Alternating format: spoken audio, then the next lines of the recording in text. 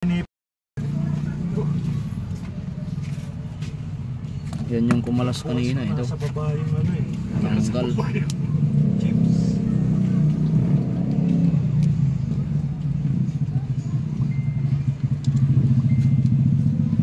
Okay na lang po pala yung susim pag ganun baka lumabit.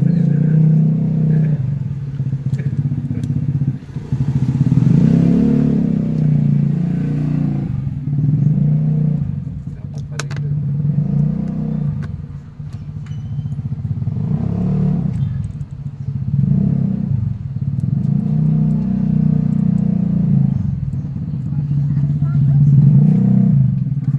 Balay, kaya pala yun.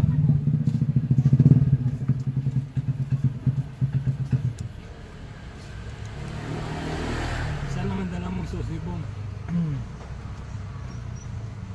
Yan. Pare, baka i-vlog. Ikutin mo yan.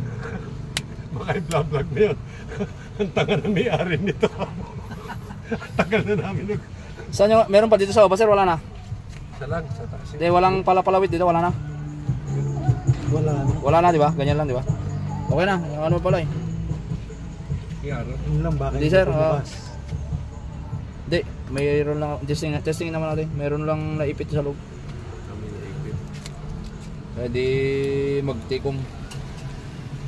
Pero ang problema niya talaga, nahulog yung chips. Oo.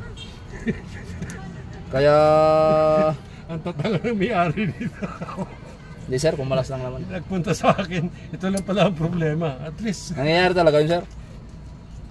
Kasi ano lang to sir, di ba? Ano lang, replacement na lang tong ano niya. Una susi. nga yan, tinapong ko sa basurahan eh. buti nakita mo. Nung napanood ko sa YouTube eh. Tang na yun pala. Pihit ako ng pihit, ayaw mag-start. Nung napanood ko sa YouTube, yung pala pinakita. Hinalungkat ko sa basurahan, buti nakuha ko. Subukan natin kung under na. Andar na yan. 100% na yun. Siyempre, binasahan natin sa scanner kanina oh. Lumabas oh. Ayan oh. Incorrect immobilizer key. Okay. Tsaka ano, pagka mangyari ang ganyan, wala talagang lalabas na crudo. Doon sa supply pump. 1, 2, 3. Yo. Start na.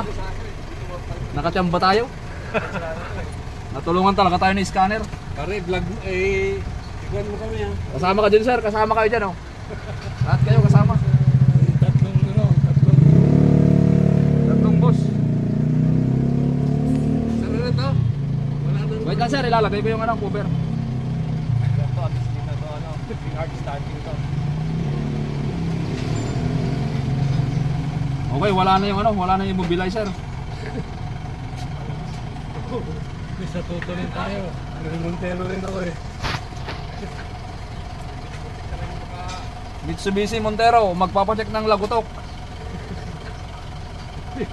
Sumakit ang ulo. Biglang sumakit ang ulo dahil ayaw na umandar. Yung pala, kumalas yung chips. Yung chip sa susi. Okay. Test drive mo na, makita yung lagutok. Doon!